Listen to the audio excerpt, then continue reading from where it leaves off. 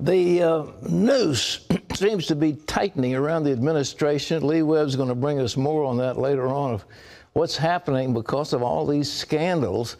But worse than the scandals is the war that's breaking out in Nigeria. We got a report that the head of one of the evangelical organizations has been murdered. There's great sadness over there. And America grants asylum for all kinds of refugees, but not for a homeschooling family that faces persecution in Germany. The Obama administration has fought against them. Now, a U.S. appeals court has rejected their bid to stay in America, and they could be forced to face a hostile German government. Dale Hurd has the story. The appeals court upheld the Obama administration's refusal of asylum to the Romica family. The Romicas fled Germany in 2008, facing criminal prosecution for homeschooling. They live in Tennessee. In 2010, they were granted political asylum by an immigration judge. But that decision was overturned by the Board of Immigration Appeals last year.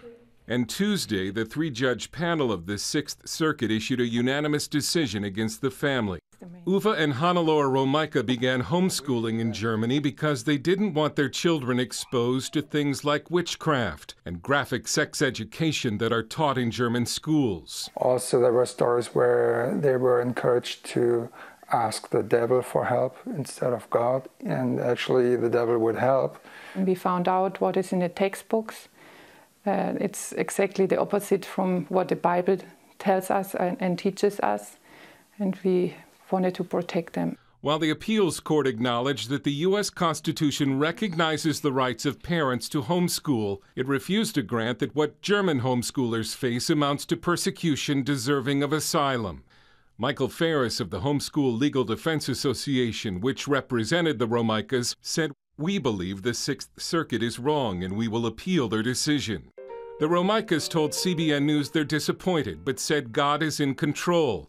They know what they face in Germany if they're deported. First, they would fine us with increasingly high fines, and they would threaten us to take away custody. There might be jail time too. But the main threat, I think, is the aspect of custody, because then, of course, the children are taken away from you completely, and I mean, that's what no family wants, right? Dale Hurd, CBN News. Thanks, Dale. You don't think of West Germany as being a persecutor of Christians, but I tell you, there's an anti-Christian bias that is pervasive in Europe, and that may be an example of it. Well, the Obama administration's woes are growing worse every day, as we said earlier. Lee Webb has more on the brewing IRS scandal. Here's Lee. Pat Franklin Graham says the IRS targeted the Billy Graham Evangelistic Association and his Samaritan's Purse ministry.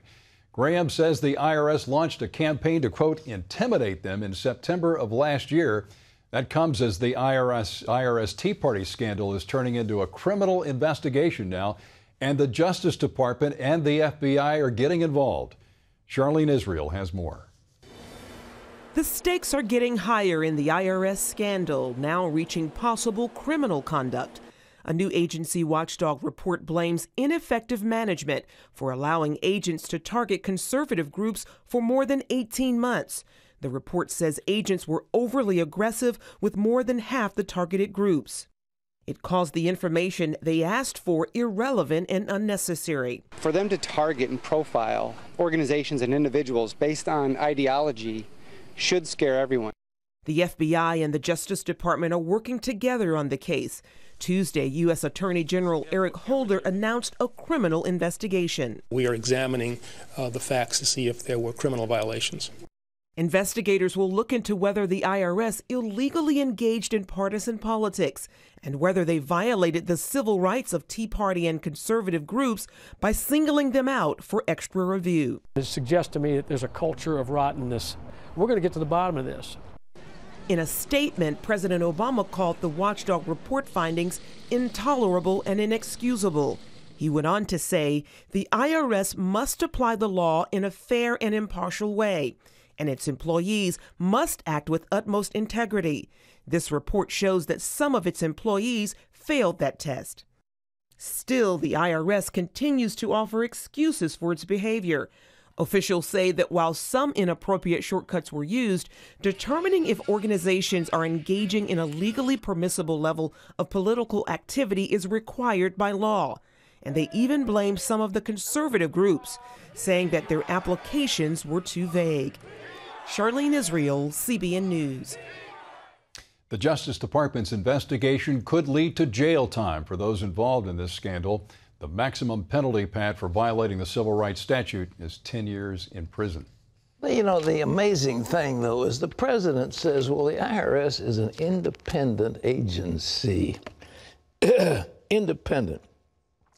The commissioner of the IRS reports to the Secretary of the Treasury, who is a cabinet member of Mr. Obama and is appointed by Obama. Mr. Obama, as president, has the statutory authority to appoint the IRS commissioner and to remove him at will, not for cause, at will. And you ask yourself and say, this guy is independent? He's not independent at all. And the thing is, it's like I'm on the sidelines and I don't know what these guys are doing, and if they do something wrong, you know, then I think it's terrible, it's reprehensible. And they say if they did something wrong, they've already admitted it. They did something wrong, but they said it was always those people in Cincinnati that did it. No, it went all the way to the chief counsel's office, and it's a major deal. And the American Center for Law and Justice, by the way, is suing them because of what it did and the thousands of hours that were spent answering some of their ridiculous inquiries on these cases. And now Franklin Graham says they came in to beat up the Billy Graham organization and Samaritan's Purse. I mean, this is not a good thing. Lee? Pat, the Attorney General is on the hot seat for the Justice Department's gathering of phone records at the Associated Press. Eric Holder faces tough questions on Capitol Hill at a House Judiciary Committee hearing. Yesterday, Holder defended the AP subpoenas at a news conference. He claimed it was all part of a criminal investigation into the leak of classified information. Critics, though, call it government overreach. I have to say that this is among, if not the most serious, it is within the top 2 or 3 most serious leaks that I've ever seen. It put the American people at risk, and that is not hyperbole. It put the American people at risk. And trying to determine who was responsible for that, I think, required very aggressive action. Any of these panoply of things that are coming down, it's becoming more and more apparent that the Obama administration does not respect the wall between the government, the Fourth Amendment, which means you as an individual, as a citizen, are secure your papers and your personal belongings, and the government. And the AP calls it a massive and unprecedented intrusion. Well, all of this must have the West Wing of the White House on edge these days. Even the mainstream media are now going after the president. Mike Allen and Jim Vandehei write in Politico, Obama's aloof, mean, and holier-than-thou rhetoric have left him with little reservoir of goodwill, even among Democrats. And the press, after years of being accused of being soft on Obama while being berated by West Wing aides on matters big and small, now has every incentive to be as ruthless as can be. So the big question is, can President Obama weather the storm? Thank you. A president's legacy is largely determined by how well he leads, particularly in tough times. Author and professor Charles Dunn rates 4 presidents at the top of his leadership list: Washington, Lincoln, Franklin Roosevelt, and Ronald Reagan. At this stage of President Obama's tenure in the White House, how would you assess his leadership? He gets a failing grade for presidential leadership, especially as related to the Congress. But if we look at the law of history, he's elected to represent the whole of the American people. He's the only person who does. I have to rate him very low on that because he has conducted a strategy of divide and conquer. Dunn believes Obama's health care mandate is a good example of that strategy. A recent Rasmussen poll finds that 49% of voters view the health care law unfavorably, while 47% support it. That poll is echoed among Dr. Dunn's students. He had all the votes he needed. He had 60 votes in the Senate. He had overwhelming majorities in the House, so he didn't need Republicans to get anything done. And as a result, you have this massive piece of legislation that has overhauled 1/6 of the American economy without any buy-in from half of America, essentially. Dunn points to a speech the president made at a shipyard back in March when the sequester deadline loomed. You don't want to have to choose between, let's see, do I close funding for the disabled kid or the poor kid? Do I close this Navy shipyard or some other one? Dunn believes those tough decisions are what presidents are elected to make. Again, look at those great presidents. The tough decisions that Washington made in forming this country and the presidency, the tough decisions Lincoln made, tough decisions that Franklin Roosevelt made, the tough decisions that Ronald Reagan made. Making tough decisions is one of the key criteria in determining the rank of presidential greatness. And he believes President Obama's leadership strategy during his first term will come back to haunt him. When President Obama won office, I spoke very highly of him as a person with great potential. But we have this big gap between promise and performance. It's a credibility gap. And that's what's showing now as his poll numbers are plummeting. Yeah, the latest Rasmussen tracking poll shows 26% strongly approve of Obama's performance as president, but 38% strongly disapprove. That gives him an approval index rating of -12. There's no question, Pat, he faces his toughest task of leading America right now. Well, since you can deceive all of the people some of the time and some of the people all of the time, but you can't deceive all of the people all of the time, and I think he's tried to do it.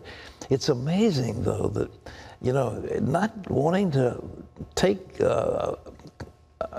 ownership of these issues, to say the IRS doesn't belong to me, it's an independent agency. I wasn't responsible for Benghazi. I didn't know what the State Department was doing.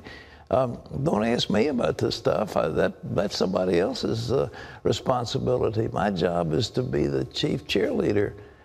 Well, he's had an audacious agenda, and it's coming back to haunt him. But if the liberals turn on him and the press turns on him, and this assault on the AP is a major thing, the intrusion by the IRS into various groups, including Jewish groups, I might add, it's just the stuff of press inquiry that will not end. It's like piranhas. When they sense blood in the water, they keep on feeding. They just go crazy in a feeding frenzy. So we're going to see that now. Instead of everybody running to support him, everybody's going to run to get away from him, and it's going to be very painful for him. And as I've said before, and I want to say it again very, very clearly, I do not rejoice in seeing the President of the United States downgraded and humiliated.